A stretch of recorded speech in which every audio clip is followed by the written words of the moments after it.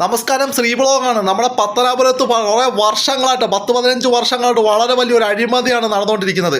അതായത് കേരളത്തിൻ്റെ നമ്മുടെ സർക്കാർ ഒരു സർക്കാർ സ്ഥാപനം എന്ന് പറഞ്ഞു കഴിഞ്ഞാൽ നമ്മുടെ മറ്റുള്ള ഓഫീസ് പോലെയൊന്നുമല്ല. ഇത് മറ്റൊരു സ്ഥാപനമാണ്. അവിടെ 9 സ്റ്റാഫുകളുടെ പേരാണ് നിർദ്ദേശിക്കുന്നത്. പക്ഷേ 5 സ്റ്റാഫുകൾ മാത്രമേ അവിടെ വർക്ക് ചെയ്യുന്നുള്ളൂ.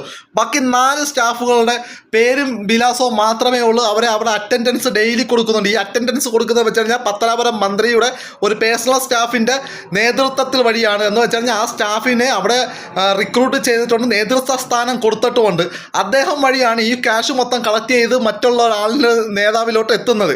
അപ്പം ഇത് മാക്സിമം അവിടുത്തെ പാർട്ടിക്കാരായാലും കേരളത്തിലുള്ള മറ്റ് ജനങ്ങളായാലും ഇത് മാക്സിമം ഷെയർ ചെയ്ത് അവിടെ മുന്നോട്ടിട്ട്. കാരണം ഇതിൻ്റെ വ്യക്തമായ തെളിവ് ഈ വരുന്ന 25-ാം തീയതി രാവിലെ ഞാൻ എൻ്റെ പേജ് അപ്ലോഡ് ചെയ്യും. അവിടെ എത്ര സ്റ്റാഫ് അവിടെ ഉണ്ട്, ആ സ്റ്റാഫിൻ്റെ പേര്, ഡീറ്റെയിൽ, ബാക്കി കാര്യങ്ങളും എല്ലാം കൂടെ ഞാൻ അപ്ലോഡ് ചെയ്യും. കാരണം നമ്മൾ ഇതറിയാൻ സാധിച്ചത് തന്നെ ഇത് മറ്റാരും അറിയാതെ പോയെന്ന് വെച്ചാൽ ഇതെല്ലാം പാർട്ടിക്കാരായതുകൊണ്ട് മാത്രമാണ് നമ്മൾ ഇതൊന്നും അറിയാതെ പോയത്.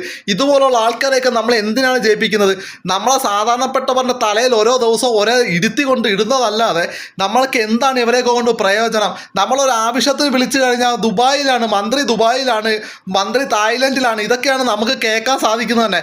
ഇങ്ങനെയുള്ള ആൾക്കാരെയൊക്കെ നമുക്ക് എന്തിനാണ് ഇവിടെ? ഇതിൻ്റെ വ്യക്തമായ തെളിവുകൾ ഞാൻ പുറത്തോട്ട് വിടുന്നുണ്ട്. 25-ാം തീയതി രാവിലെ ഞാൻ അപ്ലോഡ് ചെയ്യും.